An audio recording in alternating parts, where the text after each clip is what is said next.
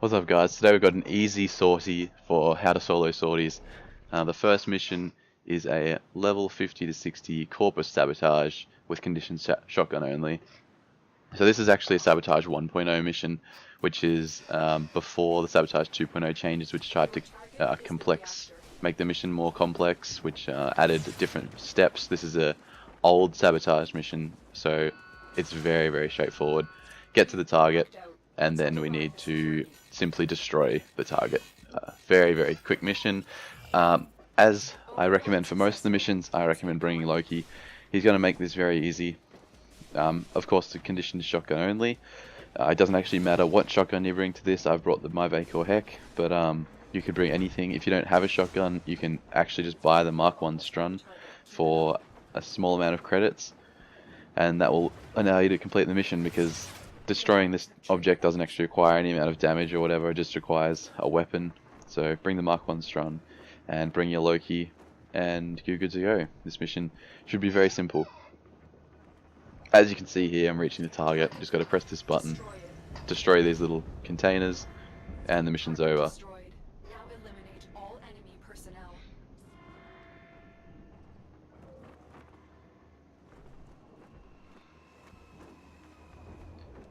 It's always very good when the sorties start off with something nice and easy, and in fact all the missions today ended up being quite easy. The only one I had a little bit of trouble with was the third mission, as you'll see, but I'll explain why that was.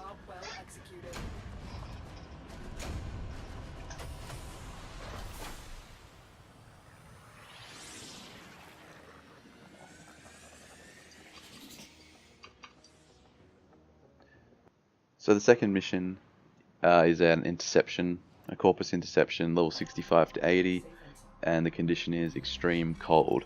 Now the condition, what that does is it makes your parkour movement slower, and it just makes moving around a real pain. I thought this condition did something different before I went into the mission. I thought it was halving your shields or removing your shields, but I went in and I was like, this feels really odd, and I was having a bit of a tough time getting used to it. So the start of this level is a bit rough, but it all goes well. Essentially, this is my strategy for a lot of missions too. If I'm not bringing Loki, like if I actually have to do an objective, Rhino is my go-to.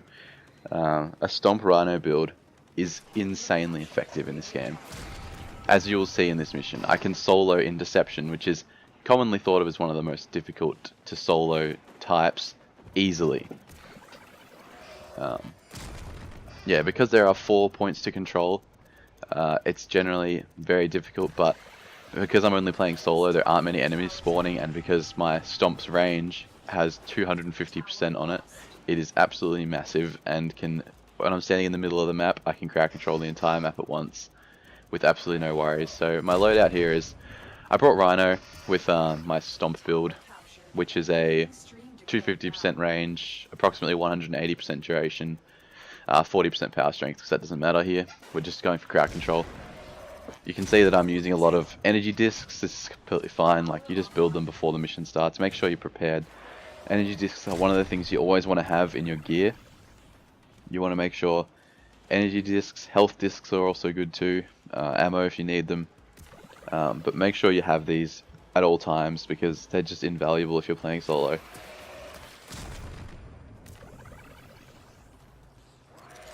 Other crowd control frames that could work in this situation would be, my number one thought would be Volt. Volt's crowd control with a max range build can do this as well, but the range is not as good as Stomp, so you might have to move around a bit to keep everything stunned. Mirage used to be my go-to for this strategy until the line of sight nerf. As you can tell, line of sight would kind of make this a bit impossible.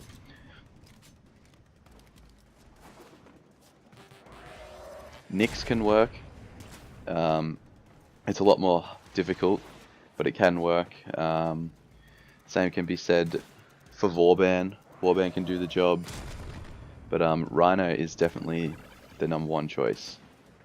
And he's also a frame that a lot of people have. A lot of people go and get Rhino early on because he's easy to get, and he is very effective in the star chart. So definitely having a Rhino is easy to get, and you want to make 2 builds generally. I have 3 on my Rhino. I've got one that's a Iron Skin build, which is just maximum power strength to get the biggest iron skin possible. I have my config B, which is what I'm using here as my range and duration build, and then my config C is a strength and duration build, which is for raw, a buff rhino. And I use them all very frequently. Rhino's an insanely useful frame to have. Yeah, the weapons I'm using are the Vacor Heck again, just because it's a weapon that I like. And it's useful just at the end of the waves for clearing the enemies out, because you have to do that at the end of each interception wave.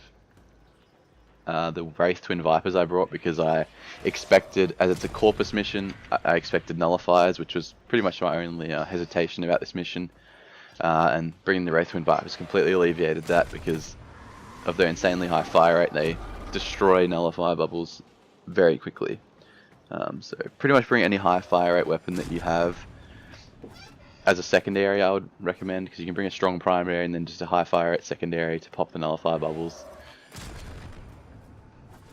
But that actually didn't end up being much of a problem here. Nullifiers didn't really show up until the very last wave, the very end of the very last wave. I believe I only had to kill one the entire time. And I've noticed that's a common theme in Interception. You don't find many nullifiers in Sortie Interception, even if it is Corpus and even if it is level 100. Melee weapons, the Atarax, but again, not really used.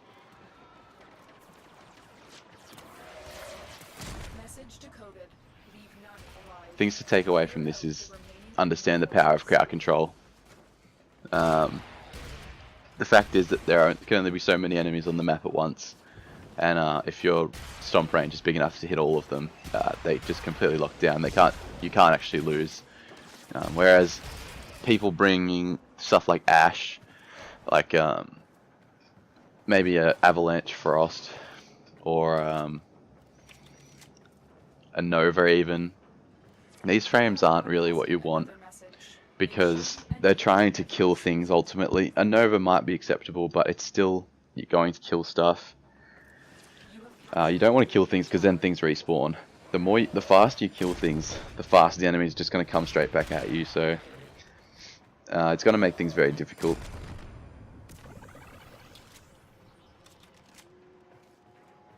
I can't tell you how many public squads I've been in for interception sorties where people just refuse to switch off the frames they're playing, and it just make the mission infinitely harder. And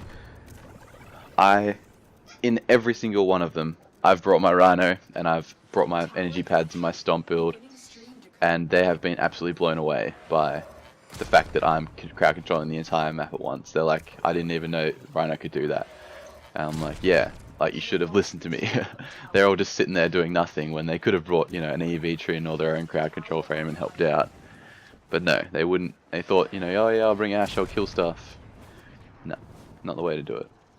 Of course, maybe it's more fun, but if we're talking about getting the sortie done the fastest way possible, you can see even playing solo, I'm controlling 4 of the nodes most of the time, and at least 3 100% of the time, so it's just I'm doing this mission as fast as it can possibly be done by myself. With 4 people, you should be able to do it as fast as possible. Have 1 person on each node at the start of each wave. Insta-cap them 100% to 0% every single wave. Easy, no worries, but it just doesn't work that way in most public groups, unfortunately, so this is why I'm teaching you guys how to do it the right way, the easy way.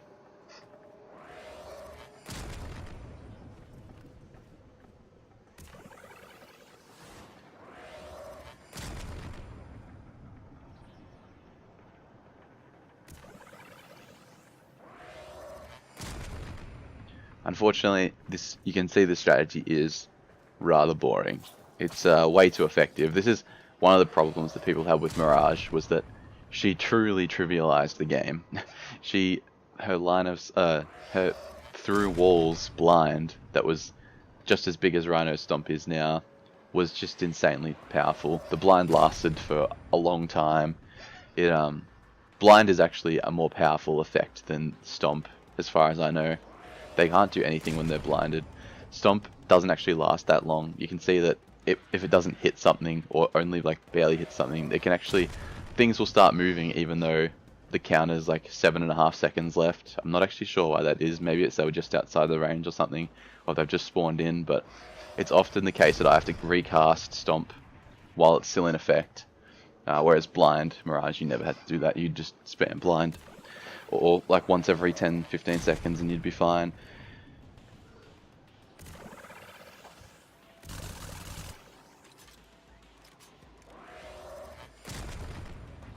But yeah, so yeah, it's Mirage got nerfed for this exact reason, so I wouldn't be surprised to see Rhino nerfed in the same way, because it's just any crowd control ability like this that goes through such an insane range can truly just trivialize the game.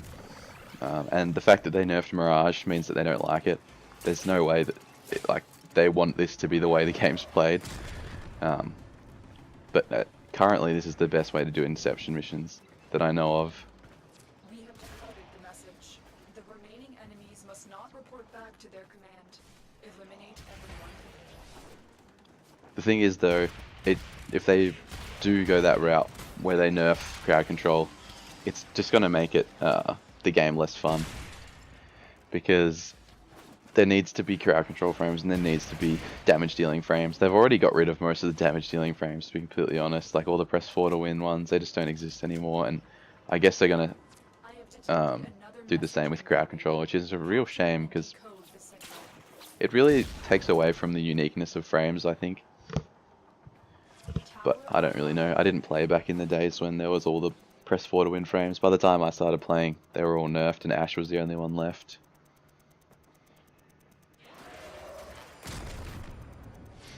Ash still is the only one left at this time of recording. But he's due for a rework. Digital Extremes have said that they're going to change the way his 4 works because it's not very interactive.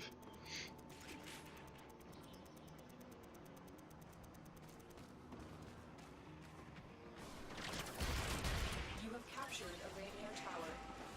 The enemy have captured a tower.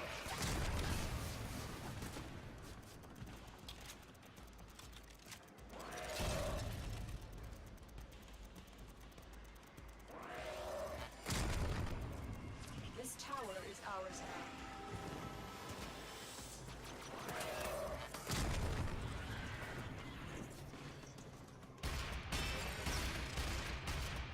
This burst though was just a pain in the ass. I had a bad elemental combination on my weapons to deal with this burster.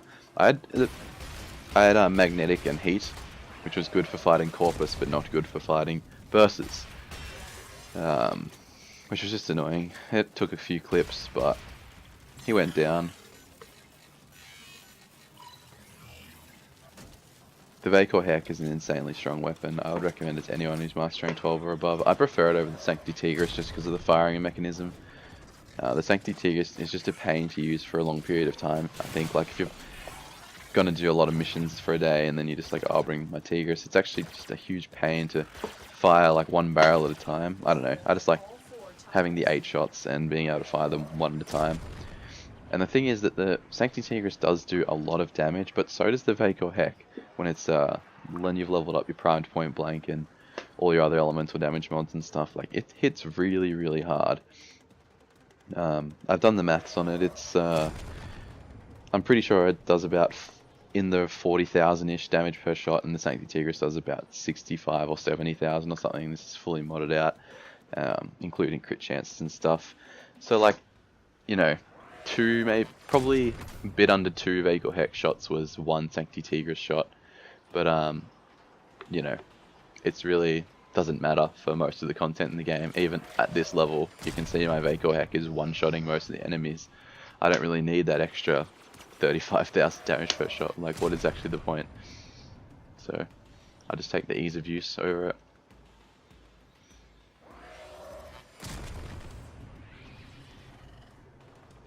It also has some sort of synergy with Rhino. If you think about it, the Vacor Heck, the armor bonus that the Syndicate proc gives you will actually transfer over to an Iron Skin bonus.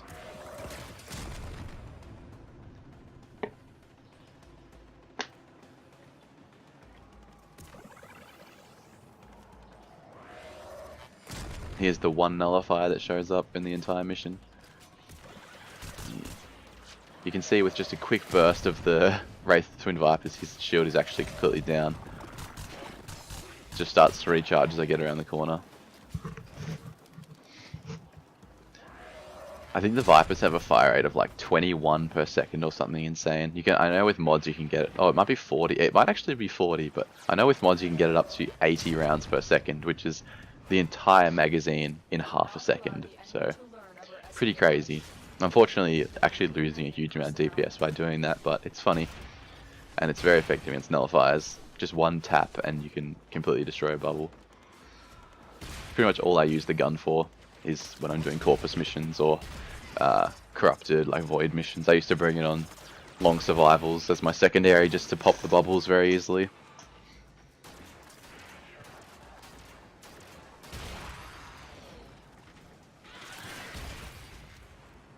I really wish that D would buff the holstering speed, like switching weapon speed, because it's just so annoying to try and switch to your secondary every time there's a nullifier, but you know, it was useful and I wish that it was more intuitive.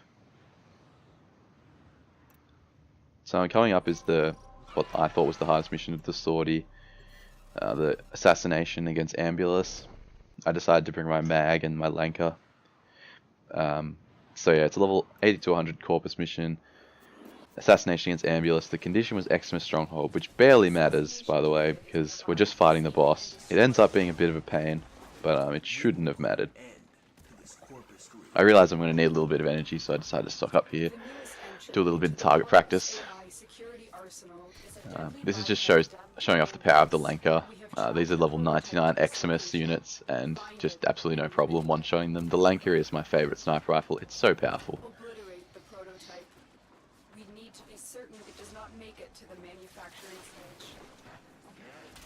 So my mistake here was not bringing Loki. Mag is really fun and really high power against bosses, which is why I brought her. I wanted to just see how it went. But I do end up dying, I think 2 times, because I just get hit and Mag has no survivability. My tips would be to try to keep mobile. I'm trying to cast Magnetize on Ambulus, then get away and just fire Lanker shots. And for the most part this works pretty well. I'm trying to zoom in here because if you fully zoom in with the Lanker, you can get red crits, and see there I just get hit 1 time and I'm dead. And now I've got no energy. It's a bit of a pain. Yeah, just cast Magnetize, fire at the Ambulus in the general direction with your Lanker, and you're going to do a lot of damage. What would have made this a lot easier though, would have been bringing Loki and the Lanker, and just, you know, shooting the Lanker at it while it can't see where I am. Here I have to deal with all the enemies are closing in on me now too. As you can see, the battlefield's getting very, very congested. I'm doing my best to stay away. I'm trying to lure it out into this open field. Cast Magnetize on it. A couple more shots. It also seems that Magnetize is being purged, which I'm not actually sure what does that, but it seems to be purging itself with Magnetize, which is very, very annoying. I didn't even notice it was dead there already. I could have actually not died, because it was dead. I could have just left. Anyways, yeah, that's the high damage of the Lanker with gas. The gas element and the Magnetize that Mag can do. Pretty much the only good thing that came out of Mag's rework. I used to love playing Mag as just the Corpus killer with Polar Eyes, but nope, that's gone.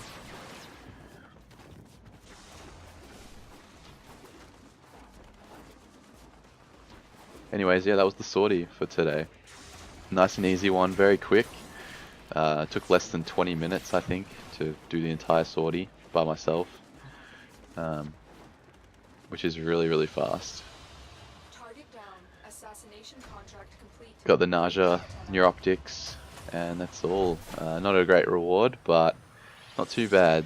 So yeah, thanks for watching guys, and I'll see you in the next one.